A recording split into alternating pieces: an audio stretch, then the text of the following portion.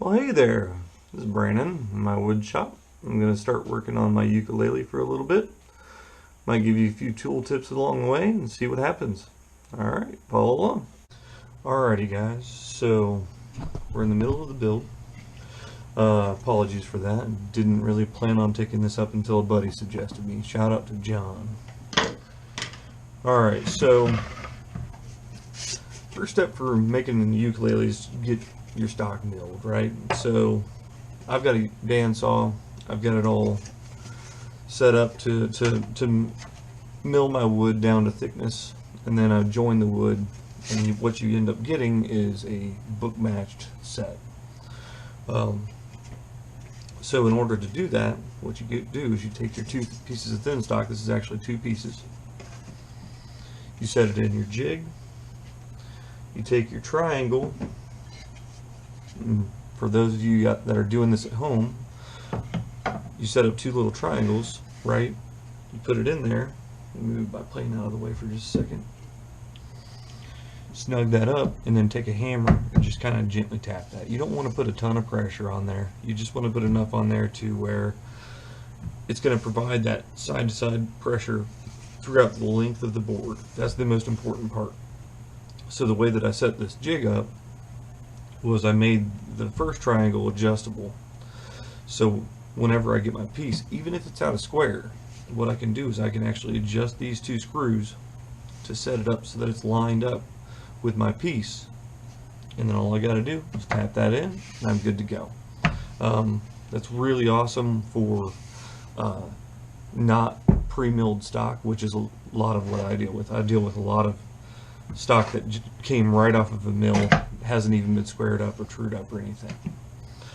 So once you're done doing that, you've glued your edges, you've set it overnight. I would recommend at least 24 hours before you start stressing the joints.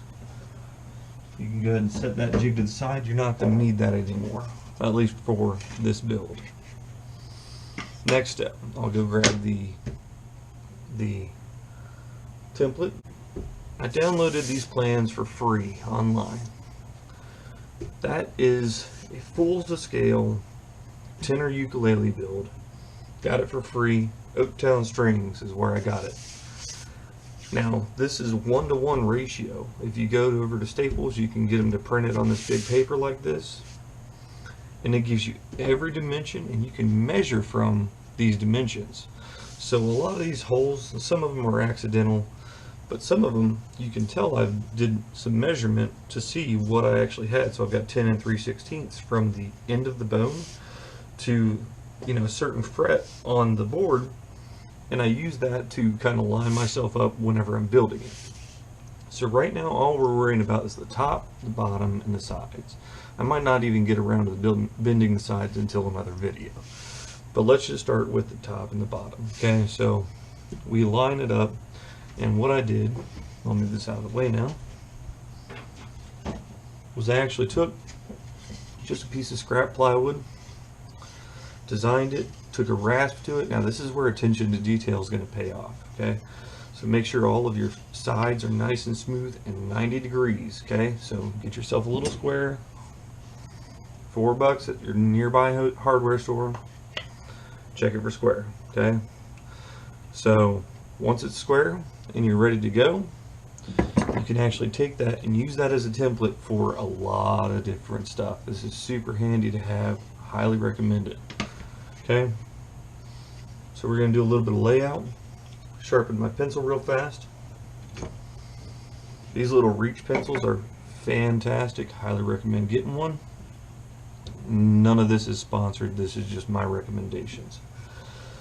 If you want to sharpen one, by the way, just run it a few times on your sandpaper and you're good to go. So what you want to do is, before I go ahead and put this on there, now might not look like much, but this is actually book matched, and this is the side that's the face. Okay, so whenever you do your book matching,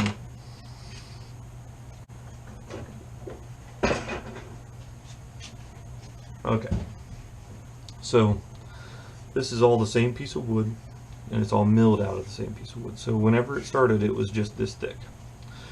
I milled off the first piece. It comes off like so. Okay, Then this next piece comes off, and if you line them up, you actually get a book match design. Okay, same thing for this next piece. Those little carpenter's triangles, I don't actually know what they're called. I think they're cabinet triangles. But I saw them on a YouTube video and they work really well, so here I am. But yes, line those out and draw that triangle on your face so that you know without question what's going to be your face later on down the line. And be careful whenever you're milling on it not to remove or forget what side your face is, because it can be difficult and tricky to remember which side is which.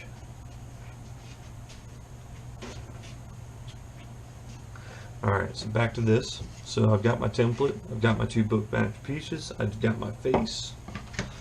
I'm going to draw it on my face because it's just going to be easiest to get it lined up. Now I don't give myself a whole lot of room for error here, guys. You guys might want to. It's all in preference. I wouldn't go wild with it, but maybe an extra ½ inch wouldn't have hurt. Because right over here, you're talking, what, 1/4 of an inch or so?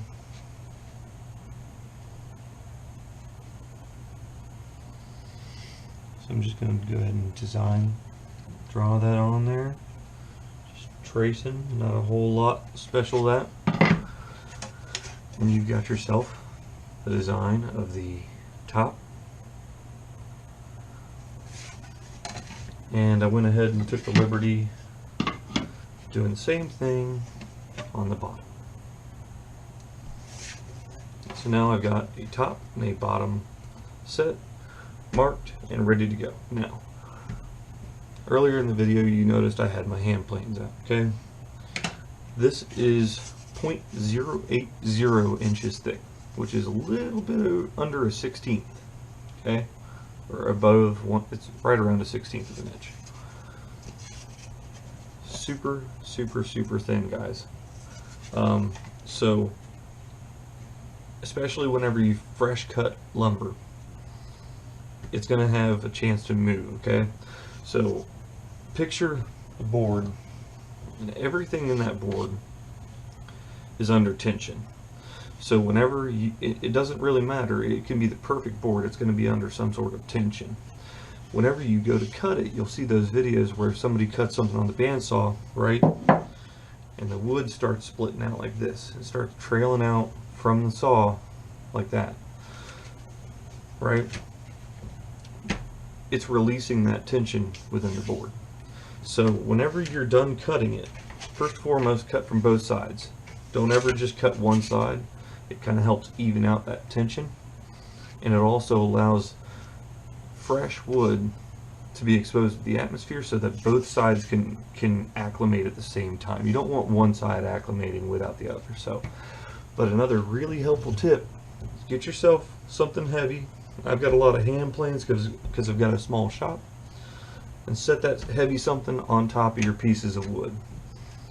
I've had these sitting down here for at least a month.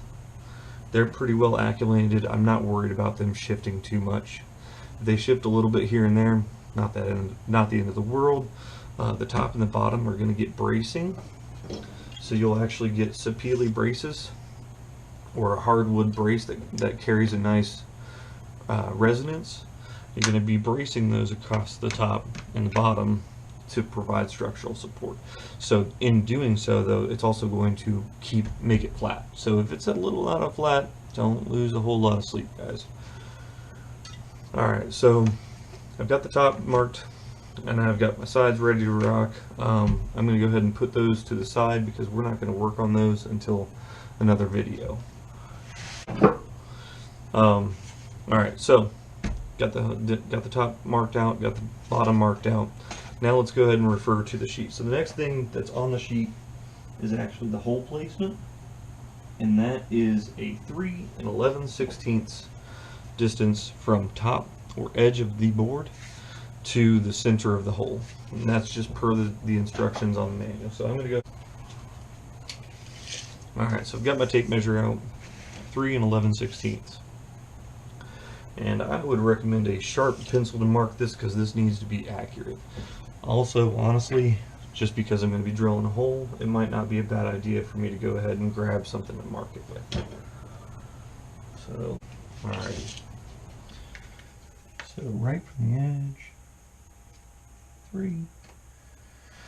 So halfway through is 8/16, 9, 10, 11. So right there. You just gotta want to center it up.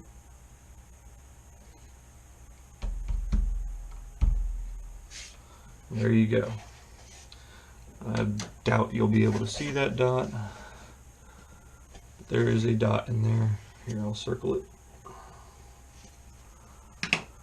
Right there. Alright guys.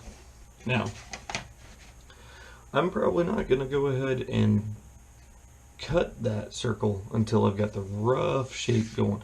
Now, here's another tip from the last, I didn't record the last video, or the last build, but on these builds, you don't want to cut up to this line. You want to cut close, but you don't want to cut up to it. We can do a lot of fine tuning at the end, whenever you're done, and get it right up on there, and then you'll take a trim bit and actually flush cut it to the ukulele. That part is scary, I'm not gonna lie, because at that point in time you've got 30-40 hours worth of time, effort, and energy into it. So I'm gonna go ahead and stop here, and next video you guys will see me cut the profile shape out, cut the hole to the sound hole in it, and then we'll start prep work on the sides, and I'll get into how to build the sides of the ukulele, how to build the template, how to take and turn something like this. These rubber bands are actually useful, but how to make something like this where you can actually bend the sides of the ukulele inside of this, use this to glue your kerfing, use this to glue the top and the bottom on, which is actually what these rubber bands are for. And then we'll start talking about getting the neck built, getting the neck cut, shaping the neck, which is rough, and then kind of go from there, guys. So stay tuned, like and subscribe, and leave some comments down there if you guys have got suggestions or questions, and I guess I'll see you guys on the next one. Thanks.